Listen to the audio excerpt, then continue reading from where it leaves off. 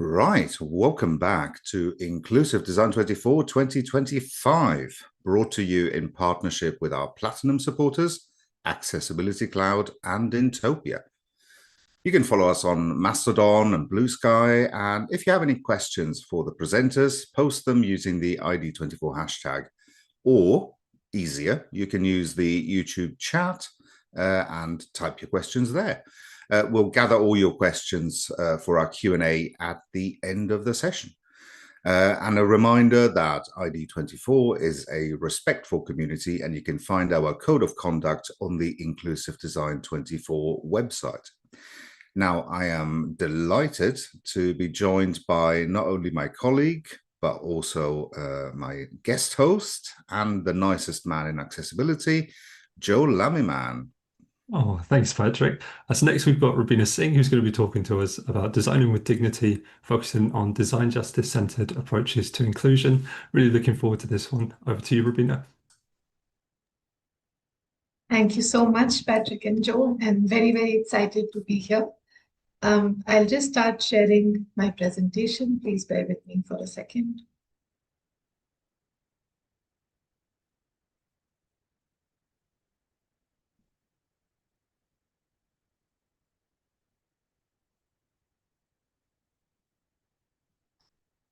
All right.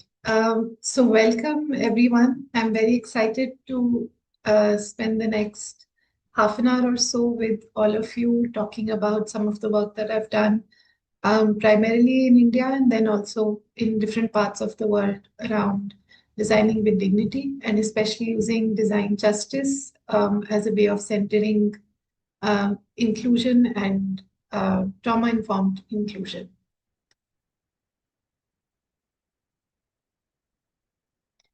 I want to start by introducing Asha. Asha is a survivor of gender-based violence from rural India. Some facilitators organized a community meeting to support women's futures. They insisted on using post-it notes, English design terms, and also took photos and videos for social media. They asked Asha to share her story in front of everyone, all meant to create a safe and inclusive space for the community. They even add her to a WhatsApp group afterwards to keep the conversation going. But is this really inclusive? Does it respect Asha's reality that she has only completed grade 8? She isn't confident in English. She shares her phone with her family, including her husband. They have one smartphone in the family. And she feels unsafe sharing in a group that also includes her husband's relatives. How often do well-meaning design efforts such as these unintentionally exclude or harm the very people they want to help? This gap shows a common problem. Good intentions don't always mean true inclusion or empowerment. And unfortunately, Asha's story is one of many that I've seen in the design world, not just in India, but also outside. Creating inclusive spaces requires understanding trauma's impact and addressing systemic inequities in design processes that too often exclude marginalized voices. The design justice framework offers a unique way of addressing this. And over the next half an hour, 40 minutes, I'll walk you through some of these terms, as well as sharing some learnings that I've had along the way. If spaces exclude survivors like Asha, they miss opportunities for healing and collective strength. How can we design environments that honor trauma, respect cultural context, and redistribute power, enabling every voice in the room to shape their own future? This question lies at the heart of trauma-informed inclusive design and design justice, and that is also the center of my practice. For the past 15 years, I have been working to find ways to address some of the problems raised in Asha's story. I specialize in designing trauma-informed and inclusive programs and experiences for folks working to end violence, and particularly designing with and for the global majority. Currently, I work with Ignite Philanthropy, a global philanthropic fund dedicated to ending violence against children, where I lead network weaving across Asia, Africa, Europe, and Latin America. Prior to this, I've designed for organizations like the WHO, Prevention Collaborative, CFAR Foundation, Translators Without Borders, and with many organizations and grassroots initiatives in India. I also co-lead the Design Justice Network's India node, and I'm an advisor with the Inclusive Design Jam. And more than all of this, I'm a social designer who wants to do better. Before we get into the meat of the design justice approach, I want to break some of these terms down that I've mentioned already. It's very easy for them to become jargon that gets thrown around in the design world very easily. So when I talk about inclusive design, I mean inclusive design as something that seeks to create environments usable and welcoming for all, removing physical and social barriers. It values empathy, flexibility to meet diverse human needs, which range from abilities to cultural differences. Inclusion is intentional. One has to build in the time to do the simpler stuff, whether it's clear instructions, color contrast if you're working online, providing transcripts, alt text, but also being mindful of physically accessible spaces and products and much, much more. Inclusion is also intersectional. It goes beyond disability, and inclusion is also about cultural and social sensitivities, tech barriers, etc. And lastly, inclusion is institutional. It's meant to bridge systemic gaps in structures, policies, and practices. Now let's get a glimpse at trauma-informed design. Trauma shapes how safety and trust are experienced. Creating spaces with trauma-informed principles means prioritizing emotional and physical safety, choice or agency, collaboration, and cultural sensitivity. This is essential for survivors' meaningful participation in any design process. There are some versions of trauma-informed design principles, like the one on the screen you see here from Chime. There are also those from the Substance Abuse and Mental Health Services Administration, but the underlying philosophies are similar and focus on ensuring that not only does a design process focus on safety and power sharing, but also on building hope for survivors. Now let's dive into design justice, as that is the lens I use for much of my work over the last decade. Design justice explores the relationship between design, power, and social justice. It has emerged from a growing community of designers in various fields who work closely with social movements and community-based organizations around the world. Design justice goes beyond inclusion to confront systemic inequalities and power imbalances. It centers marginalized communities in the design process to ensure that those affected by injustice participate fully in shaping solutions. Rather than designing for people, design justice demands designing with people, redistributing power for equitable outcomes.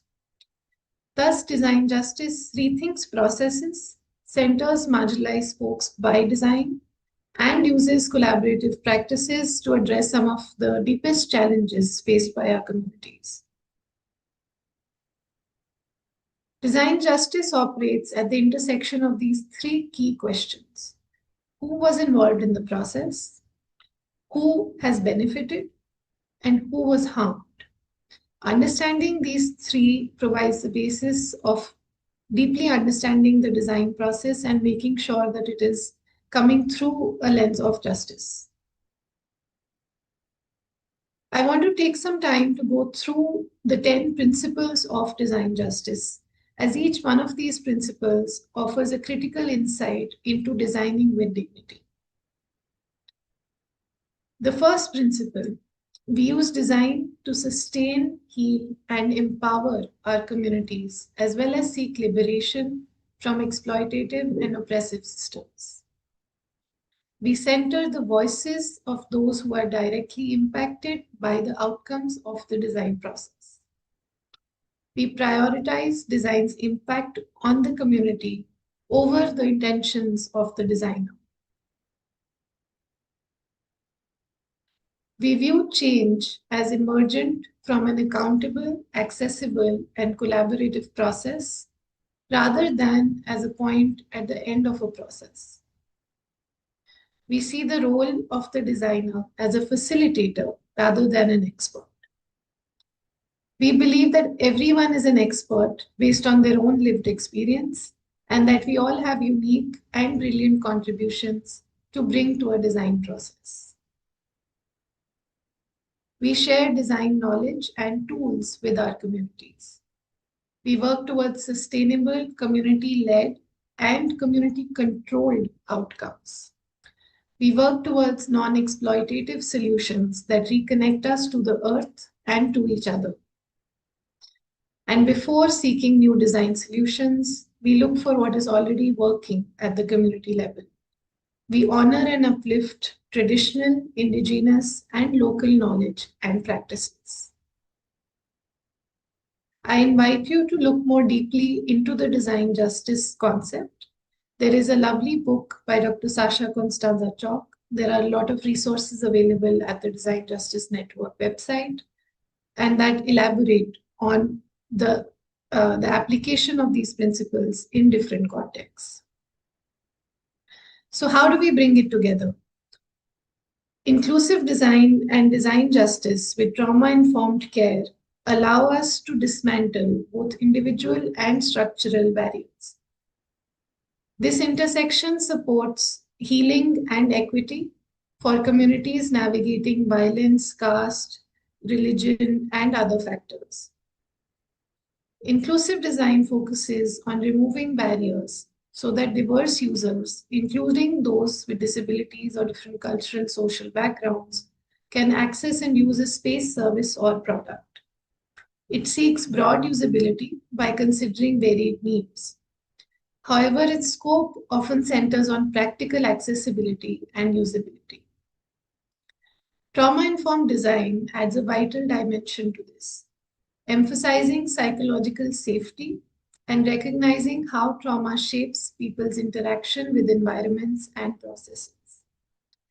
Trauma-informed design prioritizes creating spaces that feel physically and emotionally safe, emphasize trust and choice, and are culturally sensitive to the histories and contexts of survivors.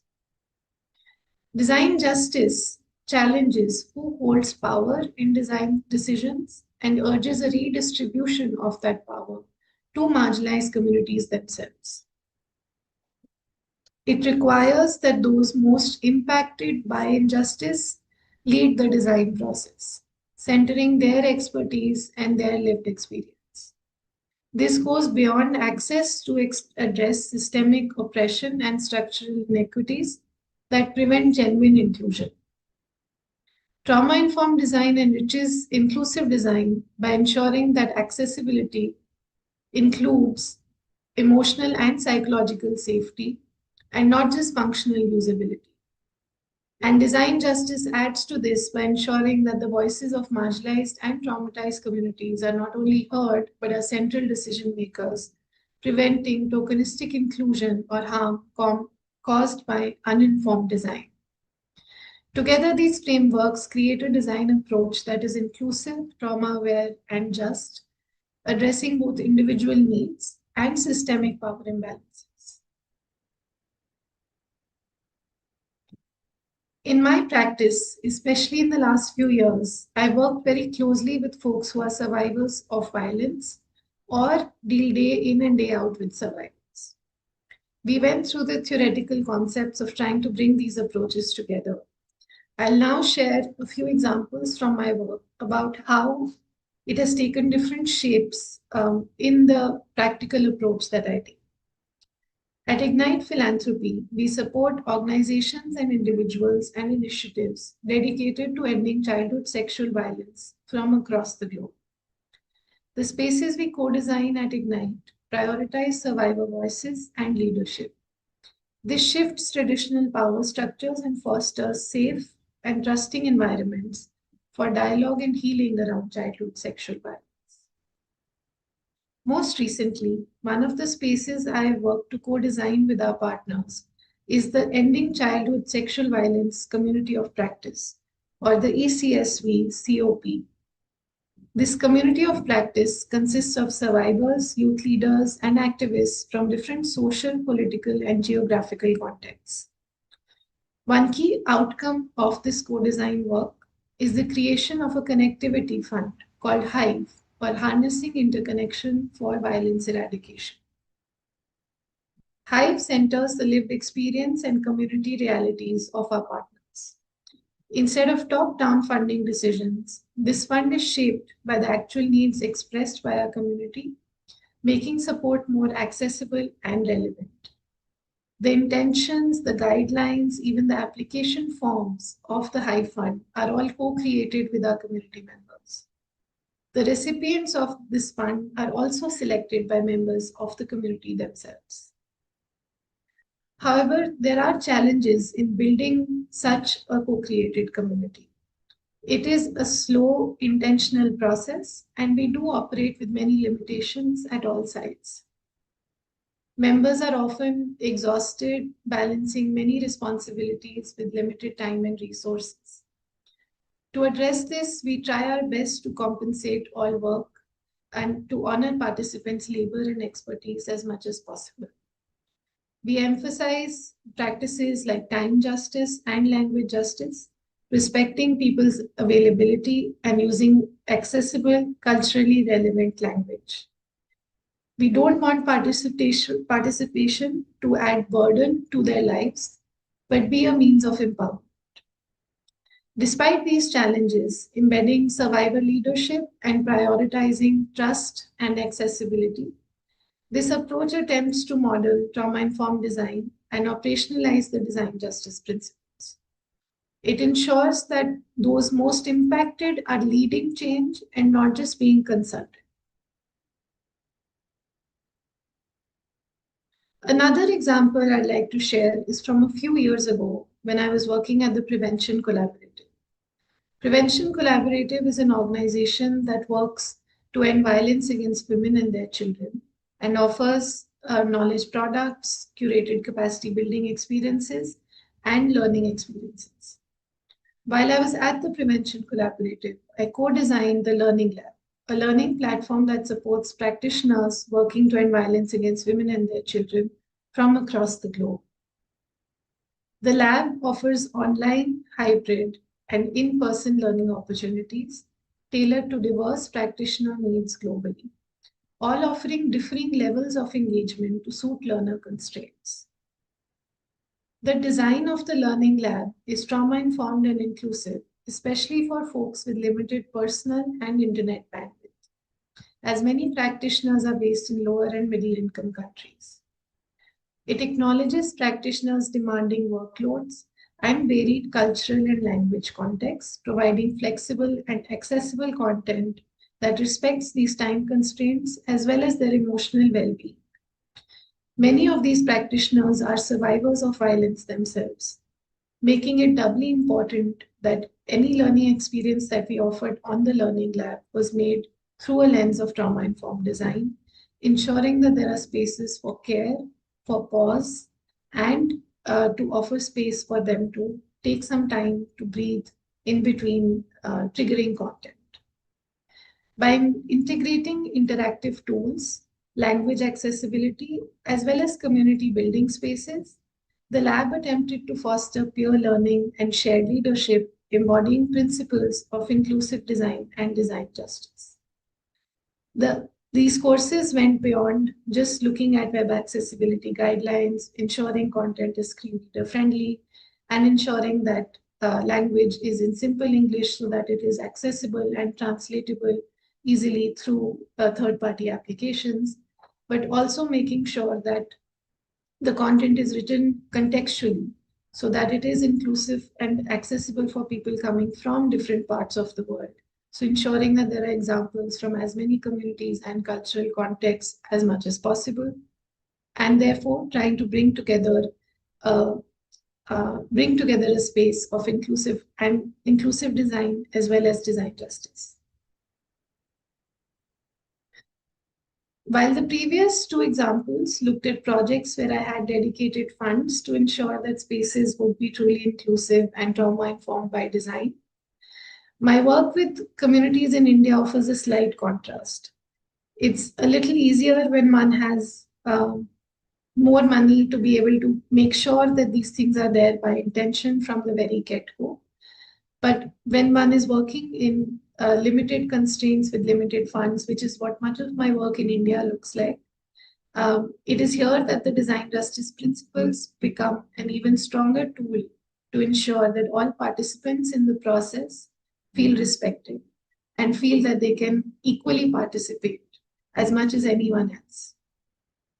In my work with women's communities here, many of whom are survivors of gender-based violence, much like Asha when we started the talk today, I try to employ feminist participatory design models to co-create meaningful and accessible workshops, community building activities, and design programs.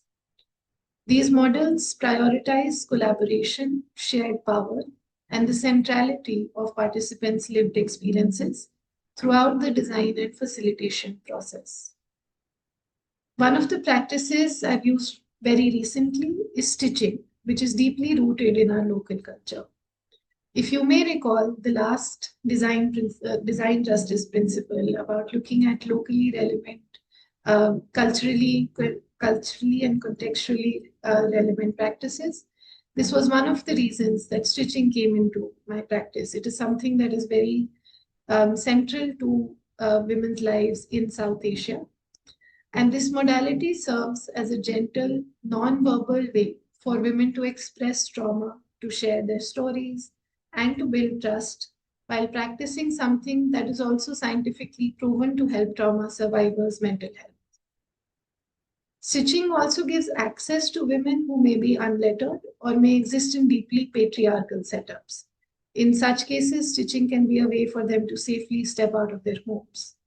In my experience, I've seen that when women say that they are going out to learn stitching or to practice stitching, it is something that their families are ready to accept and ready and willing for them to go out, as it is seen as a non-threatening and a safe way for them to be participating in public spaces. Stitching, additionally, is also financially accessible for many in our part of the world. We try to meet in low-cost settings, share food, work primarily on with mutual aid. But much of this work relies on working together with our communities and trying to bring everyone into the fold from the initial design conversations themselves. While it is a positive way of engaging, there are still many challenges that we face, like caste and social power dynamics in navigating ways of designing with dignity.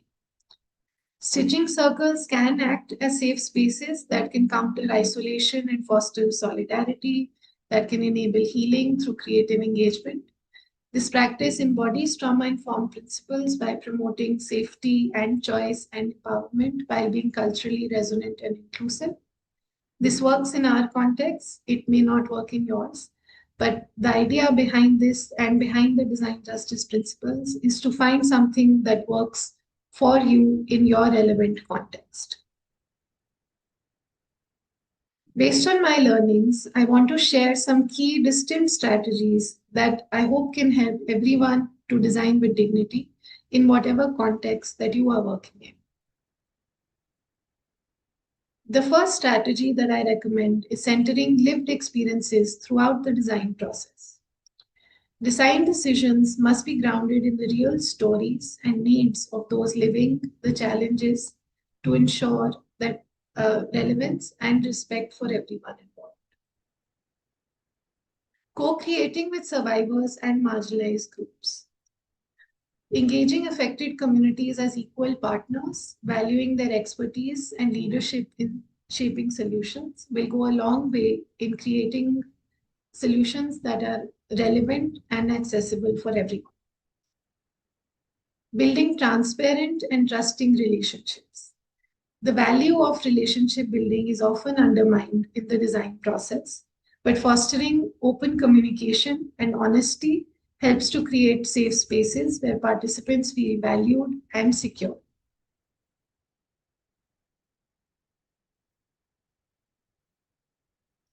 Adapting to local cultural and social realities. Design must reflect the unique histories, customs, and social dynamics of the community to be meaningful and effective. Redistributing power through shared leadership. Shifting control from traditional authority to community members and enabling them to steer decisions and outcomes goes a long way in keeping a sustainable and inclusive design process. Additionally, creating feedback and accountability loops, because no process is perfect. Establishing regular opportunities for participants to give input, to iterate, and to hold designers accountable for their commitments. And finally, embedding healing and joy. Incorporating practices that nurture emotional well-being, that celebrate resilience, and not just addressing pain and barriers. Especially when working with survivors of any kind of trauma, incorporating ideas of hope, healing, and joy can go a long way in helping people feel safe and to really meaningfully participate. Applying these approaches can transform your workshops, your digital platforms, your policies, or whatever your chosen medium is. It can help you create dignified, healing, and empowering experiences. Navigating power differences and intersectional identities can be difficult, but success relies on ongoing commitment, humility, and genuine and intentional co-leadership. This is not just a checkbox, it's a continuous journey. Before we close, let's circle back to Asha's story. What would better design look like in her context if we use some of these strategies?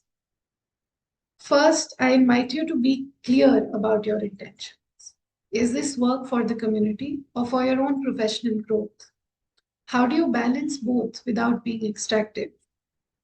Being honest and vulnerable with your co-participants can help set clear expectations from the get-go. Had the designers in Asha's story engaged her as a decision maker and asked her how she would like to participate, rather than imposing their own formats, it could have been more accessible for her to let them know whether English is not the right medium for her, she doesn't understand certain words.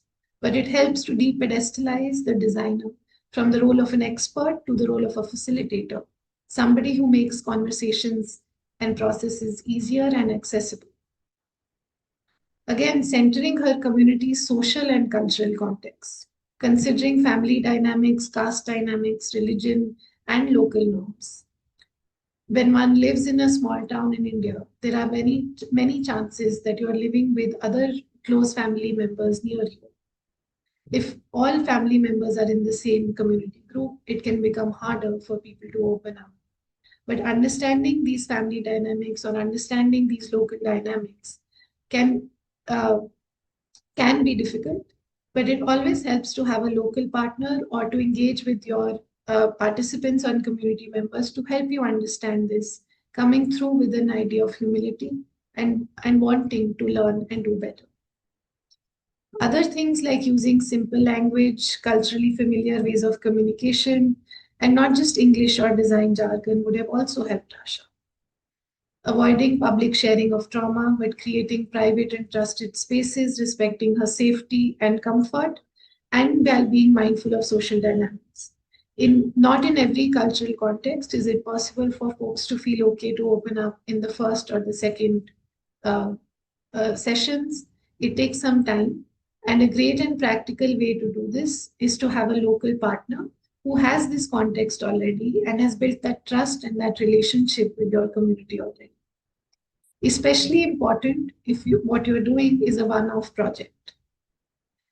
Additionally, recognizing things like technology limitations and privacy risks, not assuming that Asha would have a private phone and access to that constantly and can ensure confidentiality. When design is trauma-informed and truly inclusive, and it is grounded in justice, it creates spaces where Asha and others like her can feel safe and empowered to design their own futures. And I hope with our conversation today, you've left with some tangible tips that you can take to your work about bringing design justice, trauma-informed design, and inclusive design central to designing with dignity. Thank you.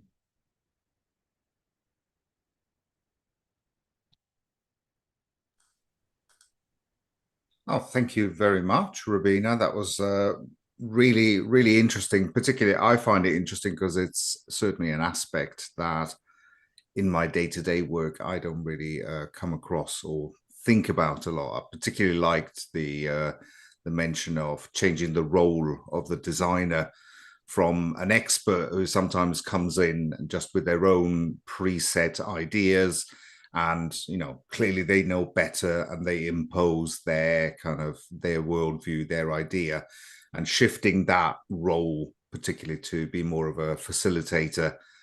So changing the power dynamic there to basically remove the expert part and just listening to the target audience, really.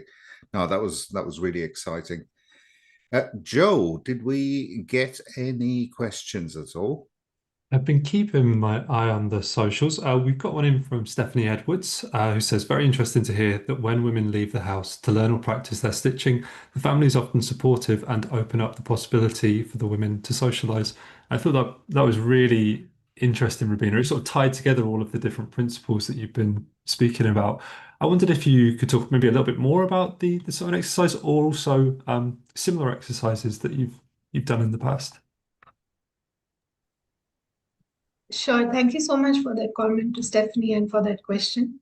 So when we practice stitching, one of the ways that we do this is engaging with local women in Delhi and in other parts of India. And the way we came about stitching was that it is something that often many of us have practiced in our childhood. And traditionally in India, unfortunately, many women are understood that they will want to be doing domestic activities, and stitching has that idea of being a domestic activity that women should know and girls should know from a young age. I, for example, was taught stitching in school, and it was part of my curriculum. I was taught at home. So that is the lived reality of many folks here. But stitching is also, if we look historically, it has been a medium that especially women have used in resistance movements, in protest movements. They have used it as a way of self-expression and to try and share their voices and their views about what is happening around them. So for example, in Bangladesh, there are often these story cloths that women will stitch using kantha embroidery, which is native to that part of the subcontinent. And your annual, everything that happens in the year, you would stitch a symbol or stitch something that reflects that. So I know some colleagues who have also used that in their design research when they're working with women, maybe unlettered in those communities, that you invite them to stitch whatever they are feeling about a certain concept or a certain topic, and it becomes a very interesting way to do participatory research. So similar for us, stitching was a way of bringing women together that find it difficult sometimes to step out of the house. You may not be allowed to work. You may not be allowed to study. You may have been, you may have gone through an early marriage. You may have several children by the time you're 18, 19, 20. So when you tell your families that you're going out to stitch, we've seen that it becomes a very easy way for them to say that, okay, that's great. Like, we want you to learn how to stitch. It's something we know you can do at home. Maybe you can make a bag or stitch something and sell it, and that becomes additional income for the family without you having to step out and interact with men. So that way, stitching is seen as something that is a safe and comfortable medium. And we have also culturally the system of self-help groups that was supported by the government that would bring women together to stitch or to participate in weaving or in different kinds of textile activities. So that has also helped in the cultural understanding around stitching being a safe space for women. Additionally to stitching, these are also spaces that end up being only for women. So not having male presence there. And that also makes it feel accessible. So we've seen that it can become a way of course, being able to express yourself, but stitching also has been proven to have meditative and therapeutic value. So some research done by colleagues in Nepal who run the Saja Dhago or the Common Threads project, they've shown that stitching can help survivors of trauma, of gender-based violence, process what they've experienced. And because it is a repetitive medium, that it helps one calm down, reduces anxiety, and helps one heal from that trauma as well. So that's something that I've seen in the stitching circles that I've hosted in different spaces. And it's also something that very anecdotally, but it provides support for vulnerability. So if one is in a stitching circle with others, you're in the process of stitching, because you have that, your eyes and hands are focused on the fabric in front of you, it tends to lead to very interesting conversations, because I am not so worried about how I'm being seen, because I know the other person is looking at their fabric and not at myself. So to be able to have conversations with each other, deep conversations about traumatic events, about things that one has experienced that one may not necessarily feel very comfortable sharing about in an open setting. I see in stitching circles, small groups will form, folks will share what they went through or what their families went through. So for example, I did a stitching circle a couple of months ago around a very violent episode in India's history, which was called the Blue Star operation, which led to violence against people in my community, which is the Sikh community, by the government of India at that time. And a lot of people were killed during that time. We had 3 days of we had several riots that followed a few months later. So it had an impact on a lot of us. And this was in 1984, so not very long ago. But we had a stitching circle around this, which talked about all of these traumatic events. But because we were stitching, it became slightly easier to have these conversations, to talk about this without feeling triggered, without feeling re-traumatized. But also while stitching, feeling like this is something I can process. This is something I can take forward in my life with a little bit of hope and imagine a new future around it.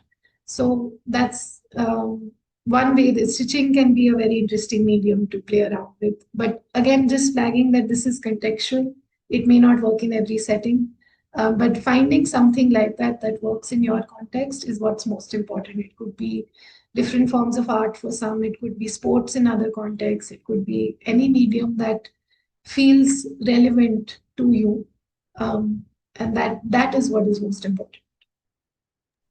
Brilliant. That's really insightful. I think that was one of the things that was so nice about your talk as well, is that it felt like it was hopeful, you know.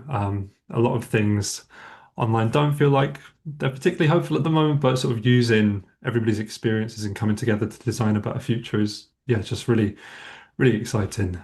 We've had another comment from Ricky Onsman, who said, I liked how this talk drew together equity, ethics, and justice as fundamental planks of inclusive design. Design justice is a great term. So, yeah, just really lovely comments. I've got a question. I was wondering if you could share some tips for learning about marginalized communities that might be around you and ways of communicating with people in these groups. Because I know you mentioned that some people might not have access to a phone, so there's privacy considerations there. So yeah, any tips about that would be great. Sure, thank you. So I think with marginalized communities, again, it depends on what context you are coming from and what works for you. So in the Indian context, for example, one of the things that comes out a lot is the family phone. So this is something that we've seen is unique to, I think unique to our part of the world. I don't think I've seen this in too many other places, but it becomes something unexpected that people do have access to the internet. There is a smartphone. It has reached a lot of places in India, but it's often a shared phone in the family that will usually be held by the patriarch of the family, and children will get access to it in the evening after they come from school to watch videos or to play some games. But it's also something that in a heteronormative setup, a wife would also use to communicate with her family, but it will very often be a shared phone. So that has initially your instinct, because everyone is using WhatsApp in some form. A lot of people are also using YouTube. So we do see digital access, but it comes from an experience where what Asha's story, what happened there was actually very real, that there was a WhatsApp group created where some sensitive information was shared and nobody realized that the phone is shared and the husband also has access to it. So I think being able to, that's when it becomes important to understand your local partners and who you're working with, especially as one is coming from, a more urban setup or a different city or a different context. In a city like Delhi, it's so diverse that every few kilometers that you go, communities change, and it's the divide is very strong. So finding that that that element becomes very important, and co-design is a great way of doing this. So in my experience going in with questions, going in with ideas of understanding, and not, I think, Patrick, like you picked up, like not coming in as the expert of, I'll tell you what to do, I'll come in with all these new terms, and I'll come in with all my post-it notes and flip charts, and I'll do all of these things with you that I've learned in design school. But it's so far detached from the reality of many communities.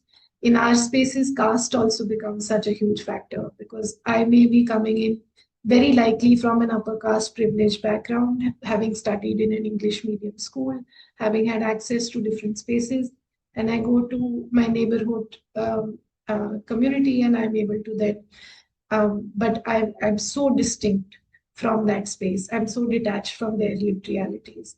But coming in from that space of, I'm just here to learn, and I'm just here to understand, but also giving space of, what do you want? Do you even want me to be here? Do you want to do something together? And that intention then becomes very important, that are you, is this for your CV? Is this for your portfolio? Is this what is your intention in doing this work? And how do you balance that with the experiences of the folks that you're working with? So one of the things that I like, the reason I really enjoy my work with Ignite as well, is because we work with local partners. So it's not direct work with community members, but we understand that we're working with partners who have that understanding of the communities that they work. So coming in with that idea of, you know best, it's a very trust-based system of, we'll give you the tools, we can give you the processes, we'll give you the toolkits and the templates, and adapt and contextualize what works in your communities, what kind of marginalizations they face, what kind of lived experience they have, and then taking that into account and making sure things are adaptable and flexible. And also, I think one of my biggest learnings has been knowing when not to design, that it's very built in that, oh, let's do something, let's find a solution. But sometimes the best solution is to not intervene, to not do something that you think works in one context and plug it into another, but to be able to step back and say, okay, maybe this is not my place. This is not the space I need to be practicing in, and I can potentially do more harm than I can help.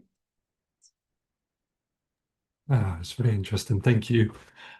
I've got a question around whether you've got any tips for when working with people in marginalised communities, ways of encouraging feedback and sort of creating communities that are accountable, sort of particularly with the knowledge that, people might not feel comfortable giving feedback.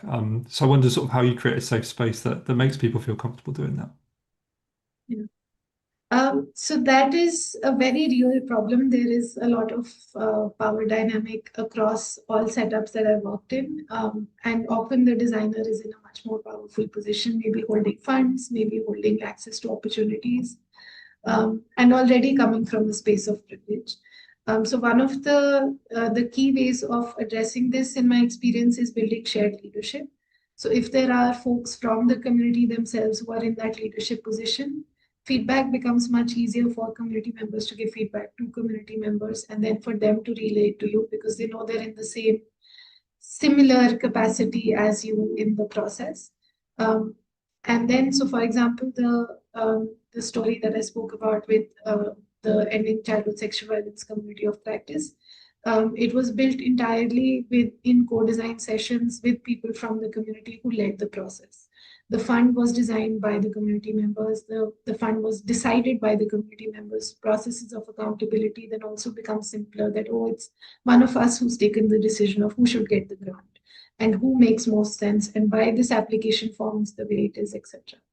So that is definitely one. The other small but practical way is anonymous feedback. I think that's been one of the greatest ways of learning, is to create spaces for people to be able to share without sharing their name. And that brings out things that would otherwise never come out. So that becomes a great way of hearing what is really happening and what folks are really feeling.